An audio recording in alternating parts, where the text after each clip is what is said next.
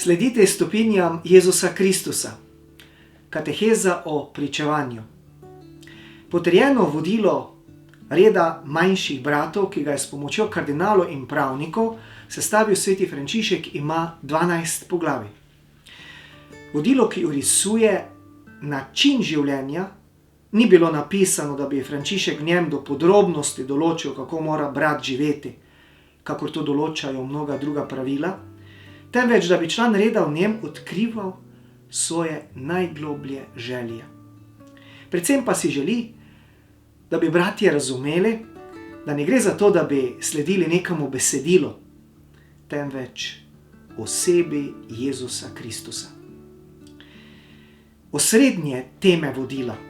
Sprehodimo se po besedilu vodila in iz posameznih poglavij izluščimo nekaj osrednjih tem oziroma bolje rečeno vrednot, ki so zelo pomembne za tistega, ki po Božji milosti želi živeti krščansko, katoliško duhovnost in slediti stopinjam Jezusa Kristusa, kot je rad poudaril sveti Frančišek, ter mu postati čim bolj podoben po vzoru svetega Frančiška. Prva tema. Predvsem je najprej pomembno življenje. Preko življenjskih izkušenj prihaja Frančišek do globljega razumevanja, kaj želi Gospod od njega. O popravljanju cerkvice svetega Damjana spoznava nujnost prehoda od mrtvih kamnov do živih kamnov cerkve. Izredno izkušnjo pomeni zanj življenje zgobavce. To ga pripelje tudi do globokega doživljanja Greča in Laverne. Druga tema. Frančišek daje izredno pozornost delovanju duha. Imeti Gospodovega duha in njegovo sveto delovanje. Poslušnost duhu pomaga pri razločevanju. Vedno je treba začeti z Gospodovim duhom, ki očiščuje, razsvetljuje in spodbuja vse, ki želijo spoznati Boga ter slediti Jezusu Kristusu. Tretja tema. Evangelij. Vodilo se rodi iz poslušanja in izpolnjevanja svetega evangelija. Tega odnosa ni mogoče spregledati. Vodilo ni nadomestilo evangelija, temveč deluje kot povečevalno steklo, da bi ga bolje brali, predvsem pa živeli. Četrta tema. Cerkev in papež. Za Frančiška je pomemben odnos s cerkvijo in papežem. Cerkev zanj ni le mati, ki skrbi za svoje otroke, temveč avtoriteta, saj mu je apostolski sedež potrdil vodilo. Brezpogojna ljubezen, ki se kaže v pokorščini in spoštovanju cerkve, ni pomembna zgolj zaradi strahu pred odpadom. Vemo, da je šlo za mnoga krivoverska gibanja, temveč zaradi zvestobe učiteljstvu cerkve. Peta tema. Uboštvo. Glede na evangeljski blagor ubogim, Frančišek svetuje razlastninjenje in podaritev sredstev ubogim ter skromno uporabo nujnih sredstev. Pri uboštvu je potrebno biti pozoren tudi na odnos, ki ga s tem ustvarjamo. Pomembna je drža ponižnosti, ki ne ponižuje in obsoja tistih, ki imajo več. Predvsem pa Frančišek vidi nevarnost v rabi denarja, ki bistveno definira odnose med ljudmi. Šesta tema. Bratski odnosi. Povzetek najdemo v 6. poglavju s podobo o materinski ljubezni, ki skrbi za drugega kakor za svojega sina. Ta skrb naj bo recipročna. Pri tem izstopa skrb za bolne brate, za njihovo oblačilo. Frančišek želi, da so bratje domači med seboj in jasno izrazi, da naj se nobeden ne imenuje oče. Nevarnosti za bratske odnose so prevzetnost, prazna častihlepnost, nevoščljivost, lakomnost, prizadevanje za ta svet, opravljanje in godrnanje. 7. tema. Pokorščina. Vzor je Jezusova pokorščina svojemu očetu. Pri Frančiškovih bratih gre za pokorščino papežu, cerkvi, Frančišku in njegovim naslednikom. Bratje naj imajo vedno zavesti, da so se zaradi Boga odpovedali svoji volji. Pokorščina je kraj bratstva, saj je vez, ki ohranja brate povezane pri izpolnjevanju vodila. 8. tema. Pričevanje. Pri tem pa se zadržimo nekoliko dlje. Saj je ta tema pomembna tudi za člane Frančiškovega svetnega reda, ki lahko vzporednice najdejo v svojem vodilu.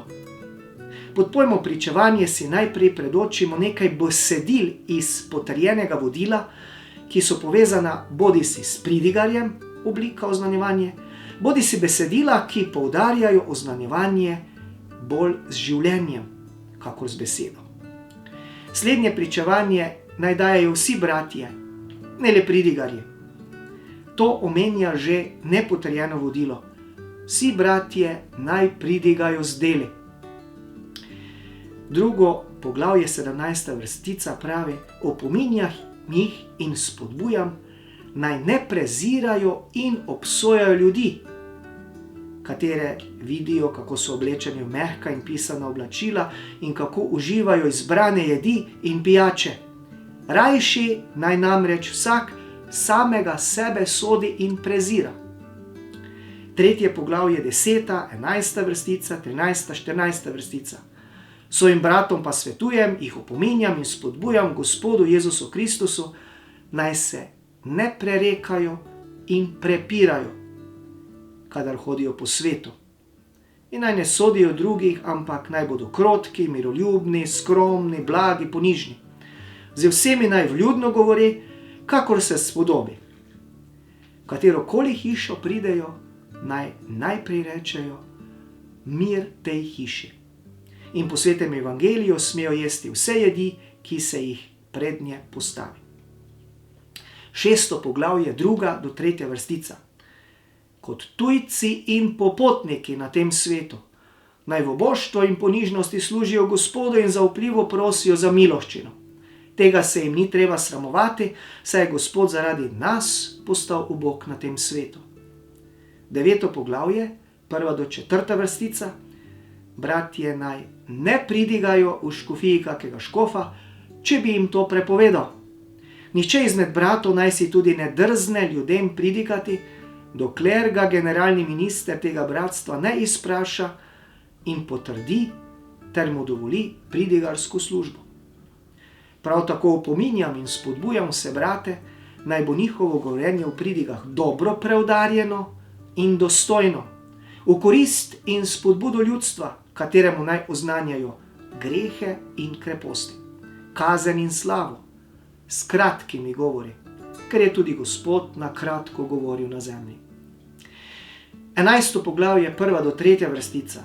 Odločno zapovedujem vsem bratom, naj nimajo sumljivih stikov in pogovorov z ženskami in naj ne hodijo v samostane redovnic, tja smejo le tisti, ki jim je apostolski sedež dal posebno dovoljenje. 12. poglavje, 1. do 2. vrstica. Sleherni izmed bratov, ki bi po Božjem navdihu hotel iti med Saracene in druge nevernike, naj prosijo za dovoljenje svoje provincialne ministre. Ministri pa naj dajo dovoljenje samo tistim, za katere bodo spoznali, da so sposobni za to poslanstvo.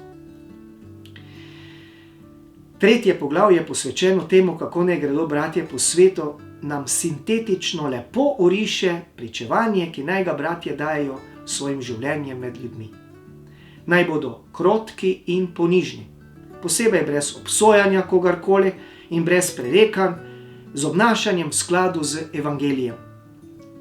Danih je tudi par, a bistvenih smernic glede vsebine oznanila. V 3. poglavju je omenjen mir, kakor pravi evangelij, in v 9. poglavju, ki je posvečeno pridigarjem, so omenjeni grehi in kreposti, kazen in slava. Poleg vsebine se najde tudi smernica glede načina pridiganja, s preudarnim in dostojnimi besedami in s kratkimi govori. Zadnje priporočilo s kratkimi govori lahko utemeljimo tudi s težjim besedilom iz pisma Rimljanom, 9. poglavje, 28. vrstica, ki ga je potrebno razumeti v globljem eksegetskem smislu. Zakaj Gospod bo temeljito in naglo uresničil svojo besedo na zemlji. Cilj oznanjevanja je, da je v korist in spodbudo ljudstva. Nepotrjeno vodilo omenja tudi način oznanjevanja misionarjev, ki morajo slediti razmeram na misijonu, predvsem imeti bratsko in spoštljivo držo do prebivalcev kraja, ne da bi pri tem skrivali svojo krščansko istovetnost. Naj se ne prepirajo in prerekajo, temveč naj bodo podvrženi vsakemu človeškemu bitju zaradi ljubezni do Boga in naj izpovedujejo, da so kristjani. In šele na drugem mestu, kadar bodo videli, da je to Gospodu všeč, naj začno z izrecnim oznanjevanjem evangelija. Vodilo Frančiškovega svetnega reda tudi naroča članom, naj oznanjajo Kristusa z življenjem in besedo.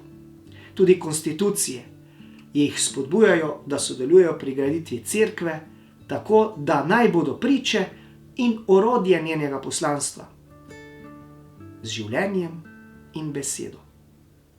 Zato si tudi člani Frančiškovega svetnega reda lahko odgovorimo na vprašanje, kakšne Kristusove priče smo na podlagi sledečih Frančiškovih opozoril svojim bratom. Naj ne prezirajo in obsojajo ljudi.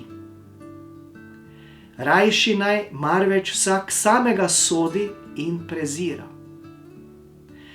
Naj se ne prerekajo in prepirajo, kadar hodijo po svetu. Naj najprej rečejo mir tej hiši.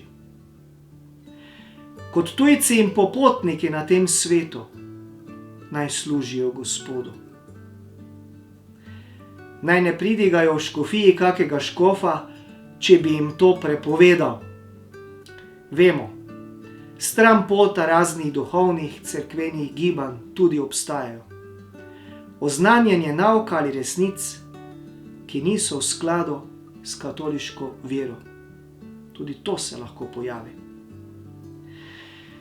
Naj bo njihovo govorjenje dobro preudarjeno in dostojno, korist in spodbudo ljudstva, kateremu naj oznanjajo grehe in kreposti, kazen in slavo s kratkimi govori.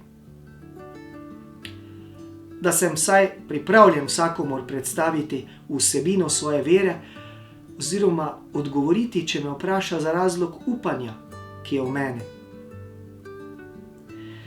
Naj nimajo sumljivih stikov in pogovorov z ženskami. Recipročno je to pomembno tudi za zakonsko zvezo in zvestobo. Iti med Saracene in druge nevernike pomeni iti med katerekoli ljudi na tem svetu. In za sklep, kot vidimo, so Frančiškova navodila bratom v nekaterih segmentih lahko spodbuda tudi bratom in sestram Frančiškovega svetnega reda. Samo odkriti jih je treba.